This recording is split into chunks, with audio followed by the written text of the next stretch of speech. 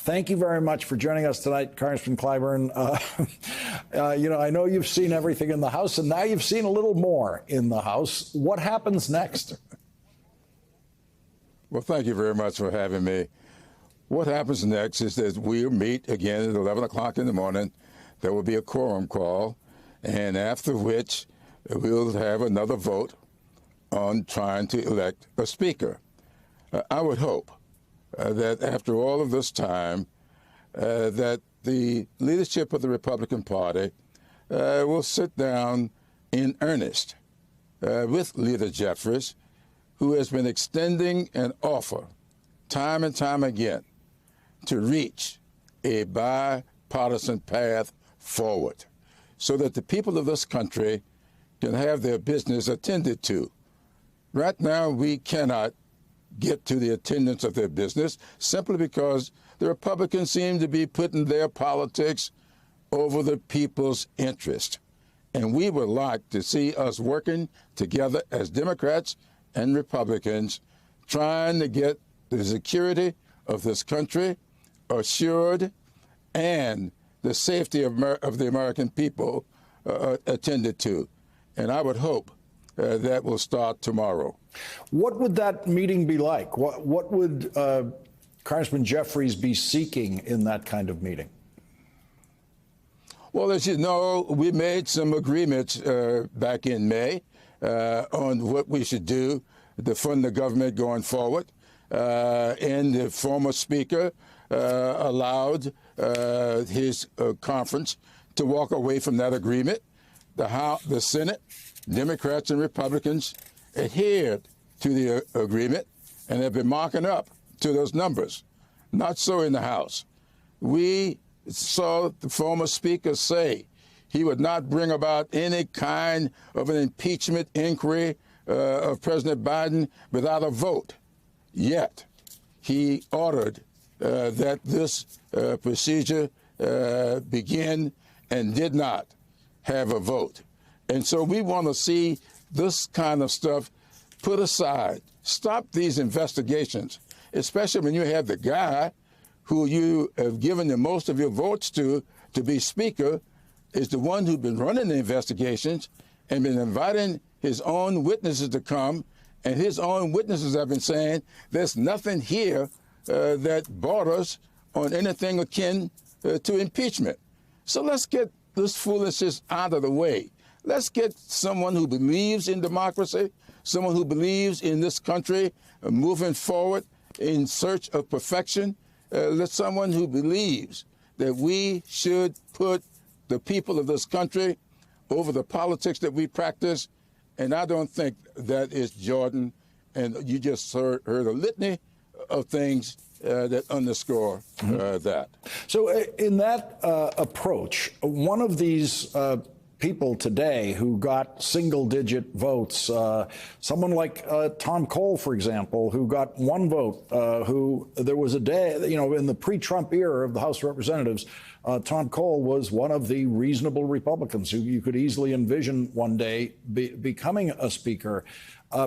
So a candidate like that down at the bottom of the list could conceivably get all the Democratic votes for speaker and pick up another handful from the Republicans and become speaker if that candidate pledged to stick to the deal that Republicans made with President Biden on the debt ceiling and financing the government after that, along with some of these other issues you've raised. Is that what you're suggesting? Well, I would suggest that it be bipartisan. Mm-hmm. I don't know if you get 212 Democrats and only 6 or so Republicans. That's not the bipartisanship that I'm looking for.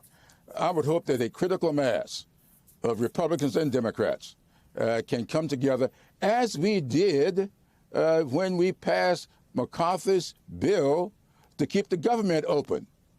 We had a critical mass, over 300 votes.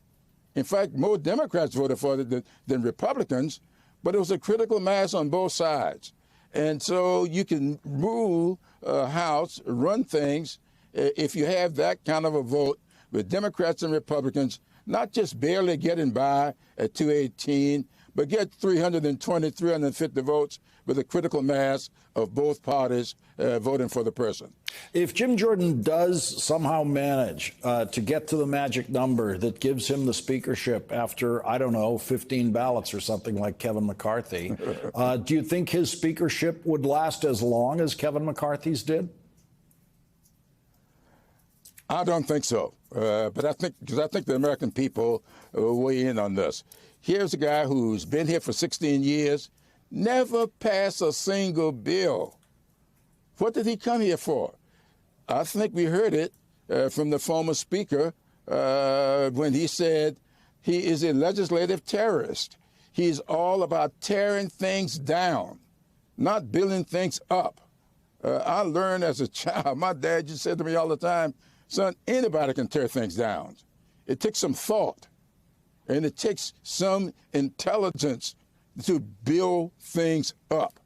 And so we want to have thoughtful people, people who want to use their intellect to build things for the American people, not tear down everything that they may see on the floor of the House, but bringing people together, building consensus, finding common ground, and moving forward on behalf of the American people, making this country's greatness accessible and affordable for all of its citizens. Carson Clyburn, before you go, I want to ask you about your friend Joe Biden, who you endorsed for president at a crucial time in the campaign.